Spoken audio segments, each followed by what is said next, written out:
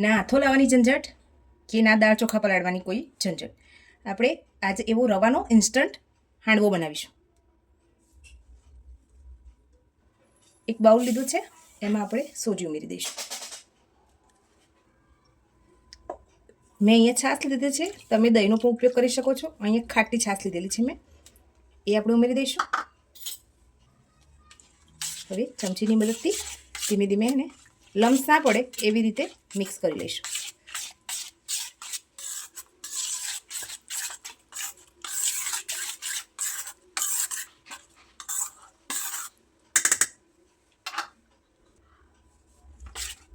આપણું બેટર સરસ મિક્સ થઈ ગયું છે. હવે એને એક અડધો કલાક માટે આપણે એને ઢાંકીને સોજી ફૂલે ત્યાં સુધી રેસ્ટ આપી દઈશું.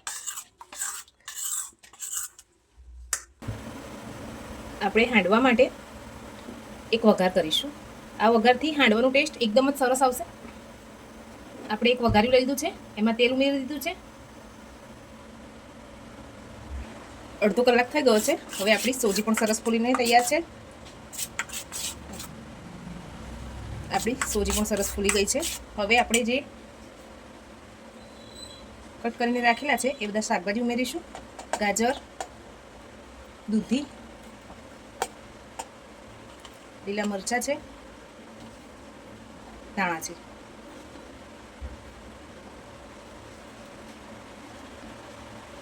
એક ડુંગળી છે, એ ઉમેરી દઈશું.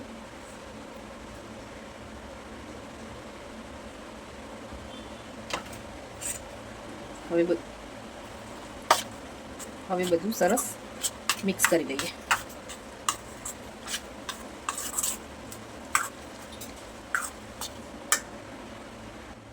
એક ચમચી આદુ મરચાંની પેસ્ટ છે, એ ઉમેરી દઈશું. સ્વાદ પ્રમાણે મીઠું, હળદર પાવડર ઉમેરી દઈશું અને લાલ મરચું પાવડર 1 થી 1.5 ટેબલસ્પૂન જેટલું, અડધી ટેબલસ્પૂન જેટલો ગરમ મસાલો ઉમેરીશું. હવે બધું સરસ મિક્સ કરી લઈએ.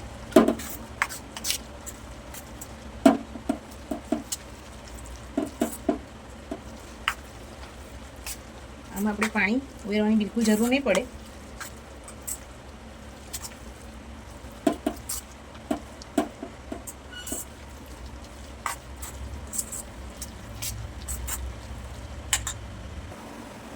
તેલ ગરમ થઈ ગયું છે. હવે એમાં વઘાર માટે રાઈ ઉમેરીશું, સફેદ તલ ઉમેરીશું, હિંગ ઉમેરીશું, મીઠા લીમડાના પાન ઉમેરી દઈશું. હવે આ વઘારને આપણે બેટરમાં રેડી દઈશું. આનાથી વઘારનો ટેસ્ટ એકદમ સરસ આવશે. આપણે આ હાંડવાને કોઈ કુકર કે એની જરૂર નથી. આપણે આને રેગ્યુલર કઢાઈમાં પણ બનાવી શકીએ. તેલ ઉમેરીશું. જ્યાર સુધી આપણું તેલ ગરમ થાય છે ત્યાર સુધી આમાં આપણે ઈનો ઉમેરી દઈશું. એક્ટિવેટ કરવા માટે આપણે અહીંયા લીંબુના રસનો ઉપયોગ કરીશું. હવે સરસ મિક્સ કરી લઈએ.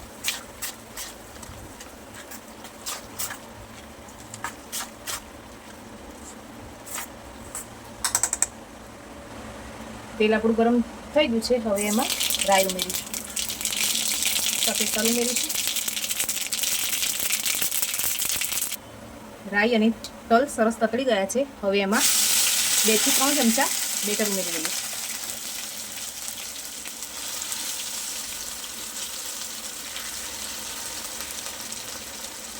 બેટરને આ રીતે ફેલાવી દઈશું.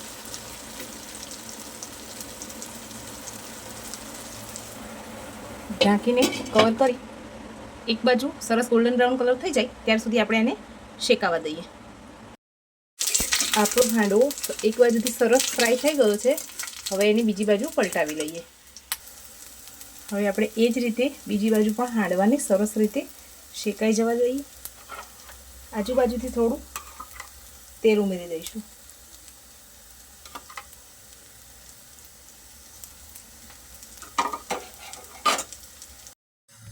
ફ્રેન્ડ્સ, આપણો હાંડવો બની તૈયાર થઈ ગયો છે. હવે આને એક સર્વિંગ પ્લેટમાં સર્વ કરી લઈએ.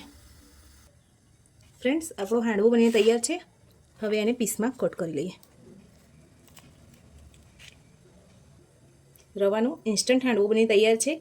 તમને મારી આ રેસીપી કેવી લાગી છે કમેન્ટમાં જરૂર જણાવજો. લાઇક, શેર અને સબસ્ક્રાઈબ કરવાનું ભૂલતા નહીં. Thank you.